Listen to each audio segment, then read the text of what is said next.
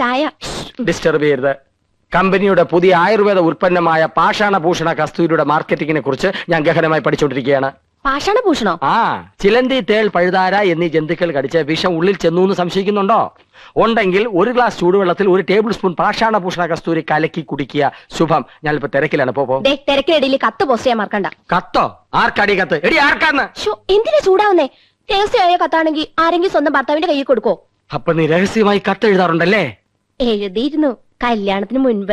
അത് ശരി. 2 പിള്ളേരുടെ തള്ളയായ ശേഷമാണോ നീ സത്യം എന്നോട് തുറന്നു പറയുന്നത്? നിന്നെ ഞാൻ ഡൈവേഴ്സ് ചെയ്യും. അയ്യോ, പ്രേമലേഖനൊന്നുമില്ല. പിന്നെ എങ്ങനെ സൗന്ദര്യം വർദ്ധിപ്പിക്കാന്നുള്ള വംതിയിലേക്കാ രഹസ്യം എഴുതിയിരുന്നത്. അതാണോ?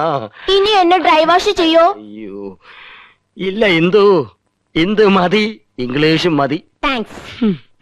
ഈ കത്ത് വീട്ടിലേക്കാ. ഇക്കുറി വിഷുവിന് ഞാൻ വീട്ടിലേക്ക് ചെല്ലാന്ന് അറിയിക്കാനാ. വിഷുവിന് നീ വീട്ടിൽ പോകുന്നില്ലേ? ചെയ്ത് മോശമല്ലേ ഇന്ദു? ചേച്ചിമാരും പോണില്ല, അമ്മാവനെ ഒറ്റയ്ക്കാക്കിട്ട് പോണ്ടാന്ന്. കഴിഞ്ഞ ഓണത്തിന് നീ പോയില്ല, ഈ വിഷുവിനെങ്കിലും ഒന്ന് പോയി കിട്ടുന്ന വിചാരിച്ചേ. ആഹാ, അപ്പൊ ഞാൻ പോയി കിട്ടണല്ലേ?